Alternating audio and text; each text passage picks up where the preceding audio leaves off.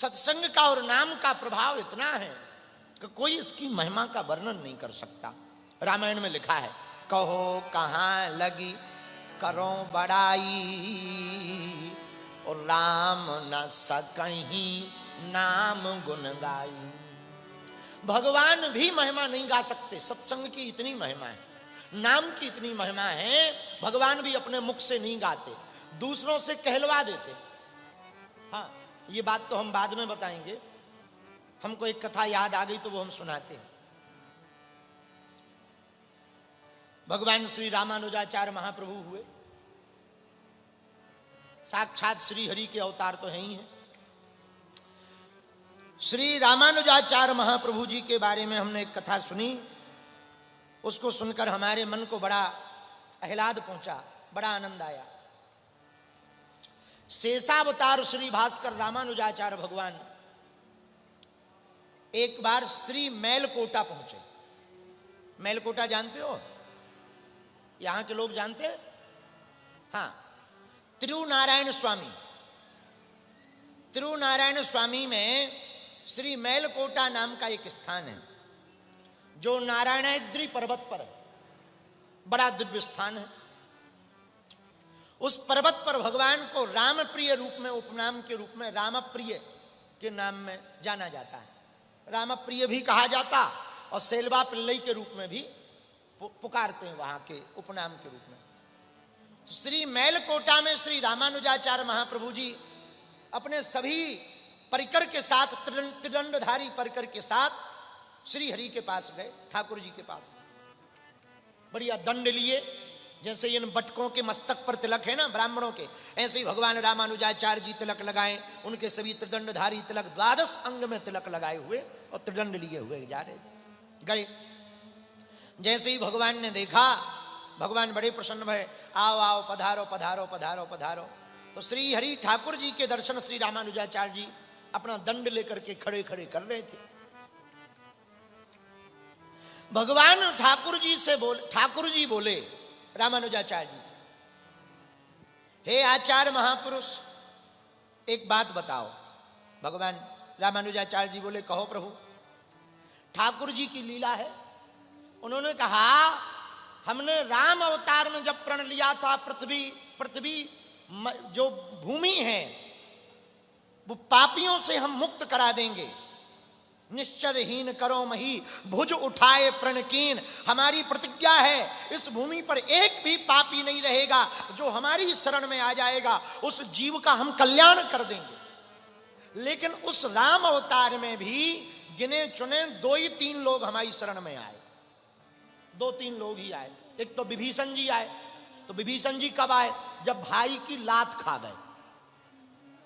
दूसरे सुग्रीव आए। तो सुग्रीव कब आए? जब बाली से हड्डी तोड़वा चुके।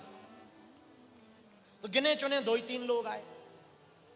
आपके अंदर ऐसा क्या है हे आचार्य प्रवर? भगवान कह रहे श्री रामानुजाचार्य जी से, हे आचार्य प्रवर, आपके अंदर ऐसा क्या है कि आपने लाखों लोगों को शरणागत कर दिया, भक्त बना दिया और मुक्ति के मार्ग पर चला दिया? ऐसा कौन सा मंत्र है, वो हमको बताओ। श्री नारायण महाप्रभु जी ने जब इतना कहा तो आचार्य प्रवर श्री रामानुजाचार्य जी बोले, प्रश्न तो बहुत अच्छा है। भगवान बोले, रोको रोको, दूसरा सुनो। राम अवतार की तो छोड़ो, कृष्ण अवतार की सुनो। कृष्ण अवतार में भी हम ज्यादा लोगों को शरणागत नहीं कर पाए, 2-3 लोगों को ही कर पाए, वो भी बिगड़े हुए लोगों को। पर कली काल में, घोर कलयुग में आपने लाखों लोगों को शरणागत करवा दिया। इसका रहस्य बताने की कृपा करो। देखो, भगवान तो सब जानते कि नहीं? बोलो, जानते हैं कि नहीं जानते? पर भगवान को पूछने की आवश्यकता क्या है? भगवान सब जानते, पर वो अपने नाम की महिमा और सत्संग की महिमा अपने मुंह से नहीं कहते, अपने प्रिय भक्तों से कहलवाते हैं। अपने नाम का प्रचार, जैसे हम हैं, अब हम तुम्हारे पास जाके कहें, लो सेठ जी हमारे चरण छुओ तुम्हारा भला होगा, तो आप क्या कहोगे? बताओ, बड़े विचित्र। क्यों काका? हम तुम्हारे घर जाके कहें कि लो काका चरण छुओ तुम्हारा भला होगा, तो तुम क्या कहोगे? बड़े विचित्र हैं, बताओ, अपने मुंह से अपनी बड़ाई कर रहे हैं कि तुम्हारा भला होगा। हाँ, कोई हमारा शिष्य कहे गुरुजी के चरण छू लो बेड़ा पार हो जाता, अरे अरे अरे अरे, तो बात अलग है। ऐसे ही भगवान नाम की महिमा और सत्संग की महिमा अपने मुंह से नहीं कहते, अपने प्रिय भक्तों से कहलवाते। तो भगवान आचार्य प्रवर पूज्य श्री रामानुजाचार्य जी ने श्री हरि ठाकुर जी से कहा, देखो हम नहीं बताएंगे। भगवान बोले क्यों नहीं बताओगे? बोले पहली बात तो आप सिंहासन पर बैठे और हम खड़े हैं, सुनने वाला नीचे बैठना चाहिए, हम ऊपर हो, लेकिन आप ठाकुर जी हो तो नीचे ना बैठो, कम से कम हमें तो सिंहासन दो, बैठकी तो दो। भगवान बोले बहुत बढ़िया। तो जितने अर्चक सेवादार लगे थे उनको इशारा किया सिंहासन लाओ, और सुनो हमसे थोड़ा ऊपर वाला लाना रामानुजाचार्य जी को, आचार्य प्रवर को, और थोड़ा ऊंचा वाला सिंहासन लाए। आचार्य प्रवर उस पर बैठ गए। जैसे ही बैठे भगवान ने हाथ जोड़ के कहा हमको थोड़ा आगे लाओ, गर्भगृह से बाहर निकालो, मंडप में लाओ। भगवान मंडप में आ गए, सभी अर्चक सेवकों ने मंडप में ला दिया। अब भगवान बोले अब बताओ वो कौन सा मंत्र है जिससे कली काल में लाखों लोगों का बेड़ा पार हो गया, अब बताओ। तो रामानुजाचार्य जी मुस्कुराते हुए बोले, आचार्य प्रवर श्री रामानुजाचार्य आदि रामानुजाचार्य जी बोले गुप्त बात है, सबके सामने थोड़ी बताएंगे, अकेले में बताएंगे, अकेले। तो भगवान थोड़े से खींच गए, बोले बड़े विचित्र हो, अकेले में ही बतानी थी तो हमारे गर्भगृह में बता देते, अब यही बताओ। तो भगवान श्री रामानुजाचार्य जी से इतना कहे तो पूज्य श्री रामानुजाचार्य आचार्य प्रवर जी बोले हम बता देते हैं, एक उपाय है। बोले क्या? बोले कान में बता देते, तो ये सुन भी नहीं पाएंगे और आपको रहस्य भी पता हो जाएगा। बोले हाँ ये बहुत बढ़िया है। पूज्य श्री आचार्य रामानुजाचार्य महाप्रभु जी गए और उन्होंने जो गमछा डाल रखा था वो गमछा ऐसे कान के ऊपर लगाया, पर्दा किया और कान में भगवान का ही अष्टाक्षरी मंत्र 3 बार बोल दिया। भगवान का ही मंत्र, अष्टाक्षरी मंत्र 3 बार कान में बोल दिया। भगवान बोले ये क्या है? ये तो हमारा मंत्र है, ये तो शिष्यों को दिया जाता है। तो पूज्य श्री रामानुजाचार्य भगवान बोले इसी मंत्र के कारण तो हमने लाखों लोगों का उद्धार करवाया है, इसी अष्टाक्षरी मंत्र से। तो बोले ये देते कैसे हैं?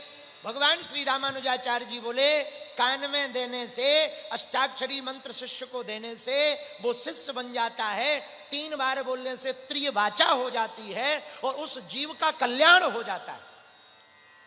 भगवान बोले फिर हमारे कान में 3 बार क्यों बोल दिया? भगवान श्री रामानुजाचार्य जी बोले वो तो नियम था सो कर दिया। भगवान बोले मतलब? बोले अब रामानुजाचार्य जी बोले मतलब सीधा सा है। भगवान बोले हम समझ गए, आपने हमको ही अपना चेला बना लिया है। नाम की महिमा को बढ़ाने के लिए भगवान ऐसी लीलाएं करते रहते। तो दक्षिण भारत की है परम विभूति पूज्य श्री रामानुजाचार्य भगवान ने भगवान को ही अपना चेला बना लिया। रामायण में एक चौपाई है, भावे को भाये अनख आलस हूँ,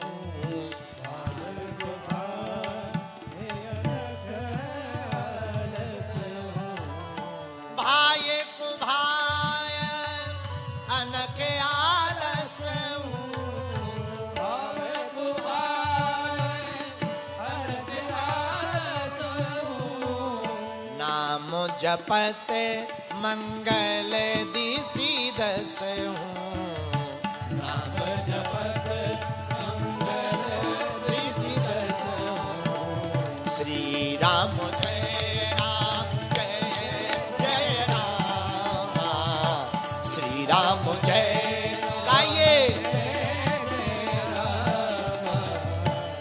रामायण कहती भगवान को भाव से भजो या कुभाव से भजो। जैसे खेत में पड़ा हुआ बीज, खेत पड़े को जामी है उल्टो सीधो बीज, खेत में पड़ा हुआ बीज पौधा बन जाता है, चाहे सीधा गिरे या उल्टा गिरे। वैसे ही भगवान का नाम कोई सीधा ले या उल्टा ले उसका बेड़ा पार हो जाता है। उल्टा नाम जपऊ जग जाना वाल्मीकि भय ब्रह्म समाना। और भागवत में भी बड़ा प्यारा वर्णन है, नाम संकीर्तनम यस्य सर्व पाप प्रणाशनम प्रणामो दुख समनस्तम नमामि हरि परम। भगवान का नाम और भगवान की कथा जो भी जीव आत्मसात करता है, सुनकर के जीवन में उतारता है, उस जीव का कल्याण होता ही होता है। बोलो सीताराम, जोर से बोलो और जोर से बोलो।